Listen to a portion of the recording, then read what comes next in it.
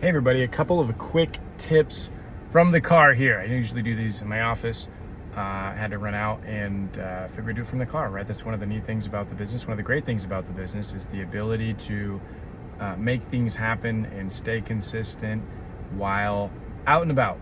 In fact, I think one of my favorite phrases I've heard in the business after 2020 and 2021, where people were accustomed to kind of be in the house a little bit more, was by Lindsay Stafford. And she would say, get up, get pretty, and get out. I had a version of that I use in my household as well, just with the family, to make sure that the kids and everyone are out and about. So hey, two things here. The two things are the use of the language best version media. In fact, I might even tie in some other language components there to the outbound world, because simply business owners aren't familiar most of the time with best version media. In fact, if you look on the cover of a publication, it's a very small spot where we have the logo and BVM. That's by design. We fly under the radar. This is to celebrate people in the community. I'll talk a little bit more about that. And then the second component is a little more value-based, the value of what we do, thinking about some of the dollars. So let's talk about why don't we use best version media in the phone scripts or on our voicemails, or really anywhere. I mean, I guess we use it a bit on LinkedIn or things like that. You'll see folks in leadership using it, or some publishers using it from a branding resource. But it's the name of the publication that really makes the most sense to be used. In fact, one thing we cover in training is we generally recommend not having on a personal voicemail or a business voicemail where businesses call back, to have, hey, this is so-and-so with best version media. People love to make assumptions, right? People love to assume they know what something is. That's part of the skill set of even booking an appointment, is being able to do the dance of communicating in a way that's enticing enough for us to sit down with someone without, giving away so much information that they assume they know what we're coming by for, because they don't know until they see the video and a full complete publication tour and complete appointment. So I share that from a standpoint of, it isn't very helpful at all. There's not much value in saying this is so-and-so from best version media on the phone or in general.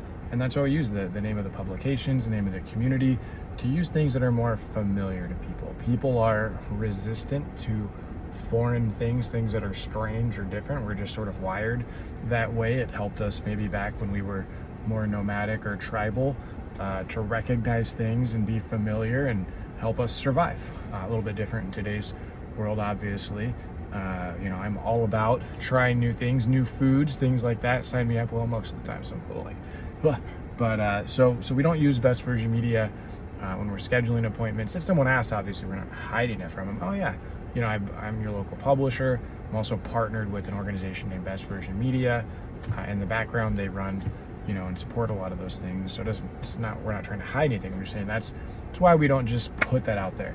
Voicemails even, or the word media, for example. There's a lot of talk about media these days, right? So people could have interesting connotations with it, what it might mean. Does it involve politics? What is that? So just adds this extra layer of things that we don't necessarily need when booking appointments. Although when we sit down, they'll get all the information they need about best version media, because one of the key components of a good quality appointment is letting them know, hey, I'm your local person, you're working with me, I'm here to serve you, I'm the one building and growing this publication, taking great care of it on a monthly, daily basis.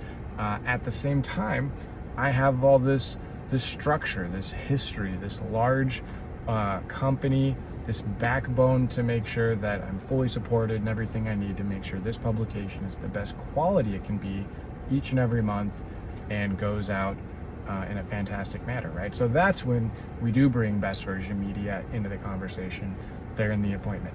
The second thing I said I would talk about is the value of what we do. So I sent out a team message yesterday and broke down, a couple different ads by day, and it's pretty wild when you see, for a certain amount each day, what kind of access a business owner can get to the community through print, even just a Facebook standard ad or Google standard, or any combination of those things, so they can still, maintain a bundled product. But even the lowest common denominator of bundled products is great access and really cost efficient, extremely cost effective.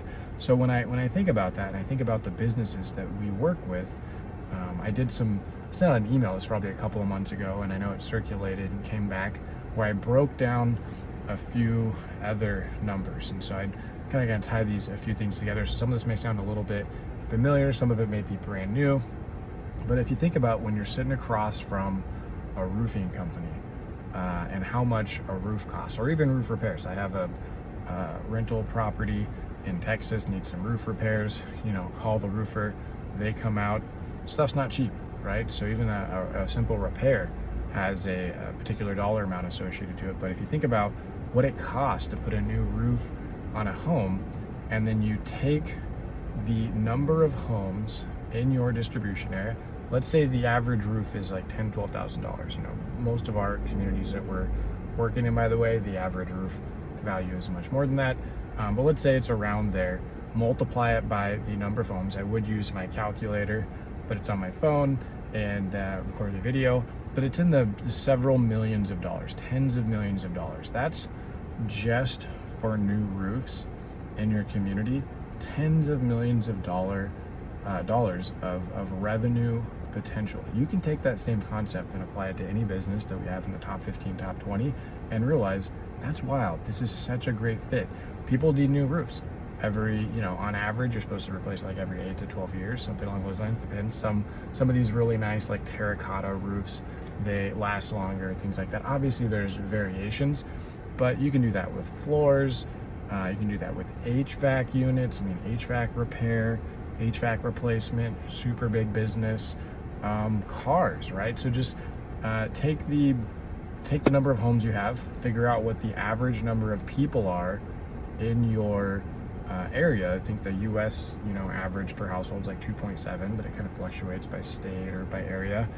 And you can assume that that's how many, more or less cars are needed, at least 2 cars per household. So you can do that with any type of business. And I wouldn't do this sitting across from someone an appointment necessarily, but for my own understanding of just the value of what we do, the monthly investment associated with it, and why the businesses we have on the top 15, top 20, top 25, top 10 list buy so much.